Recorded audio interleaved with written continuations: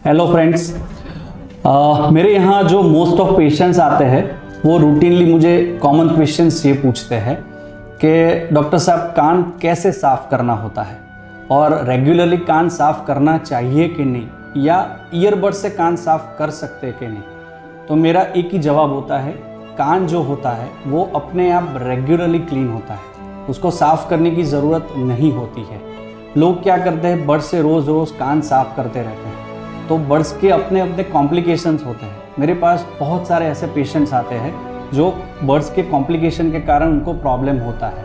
तो रूटीनली क्या क्या प्रॉब्लम होता है बड्स से, तो ईयरबड्स का जो डायमीटर होता है वो कान के डायमीटर के एग्जैक्ट सेम होता है। तो हम जैसे वो कान साफ़ करते हैं तो ईयरबड से कान की स्किन को ट्रॉमा हो सकता है और उसकी वजह से इसमें इन्फेक्शन या पस हो सकता है।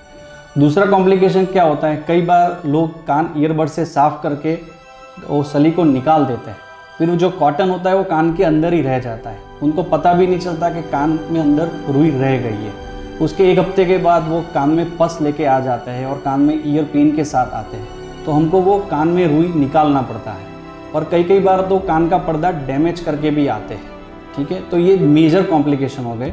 दूसरा कॉम्प्लिकेशन क्या होता है, जैसे कान में ईयरबड से हमने साफ़ कर दिया तो जो मैल होता है वो मैल निकलता कम है लेकिन अंदर ज़्यादा चला जाता है। तो जैसे अंदर कान के पर्दे पे चिपक गया तो उसके बाद सुनाई कम देता है। तो यूजुअली ये कॉम्प्लिकेशन ज़्यादा होता है, जैसे बड से साफ़ कर दिया उसके बाद सुनाई देना कम हो गया या बंद हो गया, तो पेशेंट फिर घबरा जाते हैं कि ये क्या हो गया, एकदम से कान क्यों बंद हो गया। तो ये जो ईयरबड्स है वो कभी यूज़ नहीं करना चाहिए। ठीक है, तो रेगुलरली कान कैसे क्लीन करना चाहिए। कान जनरली अपने आप साफ़ होता है।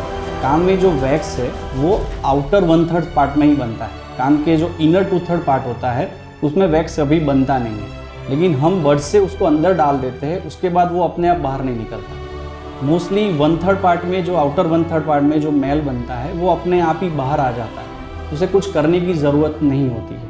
ओनली 10% ऑफ पीपल में ऐसा होता है कि वो वैक्स अंदर रह जाता है, तो फिर साफ़ कराना पड़ता है।